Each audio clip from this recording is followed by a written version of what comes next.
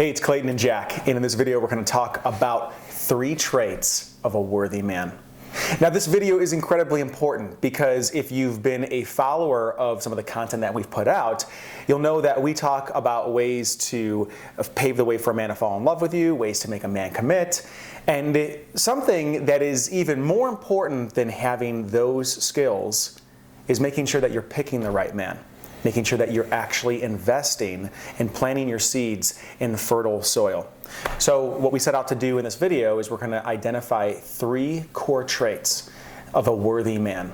And so if you're dating right now, if you've been in a relationship or a lovership with a guy and you're wondering whether you should continue, pay really close attention to these and see if they apply to your guy.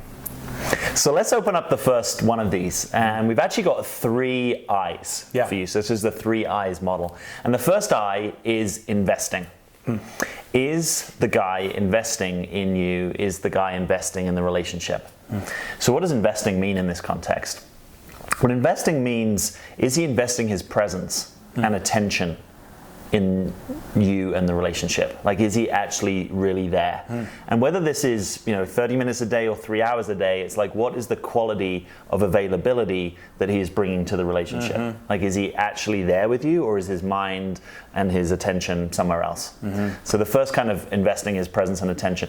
The second kind of investing is time and energy. Like, how much is he actually wanting to spend time with you? How much is he making plans for you? How much is he thinking about the relationship when he's going through his day and life and making decisions? It will look different for different types of men, but the bottom line is you can probably intuit, like, is this something that he's valuing enough that he is regularly attending to it, that he's regularly taking care of it? You and I might both have the same hobby. One of my hobbies is chess, right? Now I can attend to that by playing it for 10 minutes a day every day, or I can attend to that by putting in a real chunk of time on the weekend. It doesn't have to look a particular way, but you'll get the sense that there is an ongoing investment happening. And part of this, I think, as a man, is that there's actually a proactivity, right? That it's not that you're scheduling all the plans, that you're hitting him up, that you're always doing the initiating, that there's some investment initiation that's happening. Something I'm hearing, two points to this that come up is, one, investing also might look like actually planning. Yes. Right? So planning stuff for the future, planning on certain dates. And then also an investment of emotional energy as well. So an investing of your own, of his vulnerability. So you're actually getting to know him more and more, deeper and deeper layers. So it's time, energy, heart emotions. Right. Yes, because if that last one isn't there, that's sometimes what makes it easy for a guy just to suddenly walk out of the relationship. If it's been very much about your vulnerability and maybe you make some cool dates and some cool plans, but he's not really letting you in at that deeper level, that's actually good information. That's great. Let's talk about the second one. Let's do it. All right, the next I is integrity. All right, now integrity, this is going to come in all shapes and sizes, and I'm going to talk about one that is a really common one, and it's this element where a woman is dating a man, or she is emotionally connected to a guy, and the way he has presented himself to her is that there is a certain level of integrity. Perhaps he's not lying, perhaps he's being honest about things, he's being open, but he's married to someone else. Right. Or he's in a relationship with someone else, and he's not being honest with them about what's actually happening. Right. Now, if we look at integrity as just a silo of, well, how is he treating me specifically, and we don't look at the larger context of his life, the wool's being pulled over our eyes. Right. Because that's something. how do we know how somebody is? It's almost like you're going on a date with somebody, and imagine them being nice to you, but suddenly rude to the waiter. Right. Is it just because you're so special? Right? So it's important to look at all aspects of this guy's life and see where is he actually out of integrity? Where is he not being open, honest, and truthful? And realize that it may feel like you're special right now, but more than likely you're going to get pulled into this realm as well and start facing some real issues with him around integrity. So if the guy's got a lack of integrity, that's going to really eat away at the foundation of any real possibility of a relationship with him moving forward. It's going to create a lot of uncertainty. It's going to create a certain level of unreliability between the two of you as well. Yeah. And if you can't depend on your guy, if you're not able to depend on this man and you feel uncertain, how are you going to be able to unfold and surrender more and more and reveal more parts of yourself? Yes. So it's a really key thing to keep in mind around integrity. Do you have anything to add on that? Well, I like that you're bringing in the very real cost of you're not sensing that he has integrity. Is that you're not then going to lean in to the relationship. You're not going to trust him, basically, is what you're saying. And you know, if you've seen one of our other videos about this, you know, the 3 most important words a guy wants to hear are, I trust you. And so this is really being in your corner and saying, if a guy doesn't have integrity and you're sensing that, you shouldn't trust him. And don't tell him that you I trust have this him. question a lot from him, and like, oh, how can I trust an untrustworthy guy? And I'm like, don't trust an untrustworthy guy. Listen to your intuition. It's something he's got to earn through his character. His side of the fence. He's got to work on that. And the other little piece I hear quite often here is around agreements. So one way of talking about, you know, what is integrity, to sort of just bring it down, is how good is your guy at keeping agreements? Like when he says, hey, I'm going to do this for you, does he do it for you? When he says, let's meet at 6:30, does he show up? And also around that too, how does he handle himself when he is out of integrity? Does he actually acknowledge it as a problem? Yes. Or is it your problem because you're holding him to something that he said earlier? So what does he do when he's out of integrity? Does he clean it up? Yes. Or does he shift blame? Yes, love that.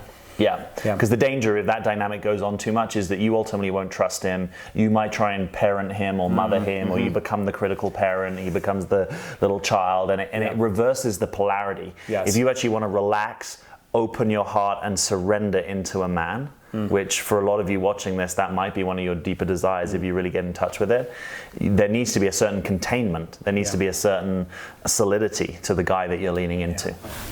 So how about we move on and talk about point number 3? So point number 3 is a third eye. The third eye is influence. And the point I want to make about influence is, so how open is your guy to being influenced by you? And the specific piece I want to cover here is, does he emotionally validate you? Meaning when you bring your emotions to the table, is he actually open to receiving the impact of them? Yep. Or is he dismissing them? Is he discounting them? Is he shutting them down? Because if that's the case, he's not really open to you. And rather, it might feel like you're kind of an accessory and that there's no place for your heart in the relationship with him. So part of being influenced in a relationship is actually being influenced by your partner's emotions. Now, that doesn't mean that they have to take action on it. Yes. It doesn't mean that something necessarily needs to change. It just means that he is able to hold space for you to have your emotional experience without discounting it or making it wrong or invalidating it and pushing you further away from him. Yeah. So I want to build on what you're saying. So this notion of receiving influence from your partner, this isn't just us saying this. This is not just something we've come up with. John Gottman, who's one of the foremost longitudinal relationship researchers, he lists this as pretty much the number one way that he can predict whether a relationship will ultimately work, is how capable the two partners are of giving and receiving influence one from the other.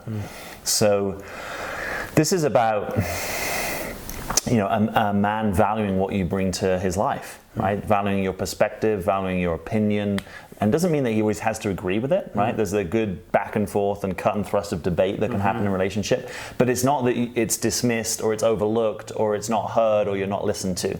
The point is that your influence is received and that he's actually responding to that, even if you then get into some kind of discussion about what that can really look like.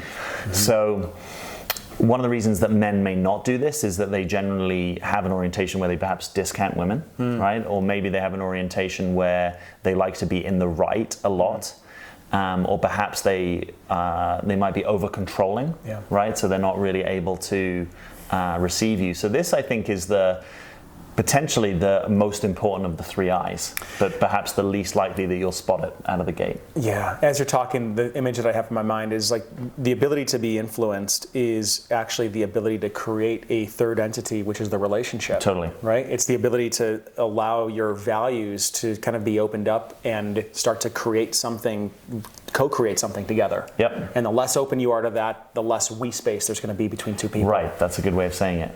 Yeah. Totally. So if you're interested in what we've been talking about here, and you're interested to attract a high quality man into your life, then we've got something that we'd like to invite you to. We've got a webinar called The 3 Keys to Attracting a High Quality Man. And this is something that we're really proud of. And we put a lot of time and effort into it. And it distinguishes 3 principles, 3 ways of looking at yourself, looking at men, that will turn dating and relationships inside out in a way that gives you more power, more clarity, and more choice over your experience with guys that you're attracted to.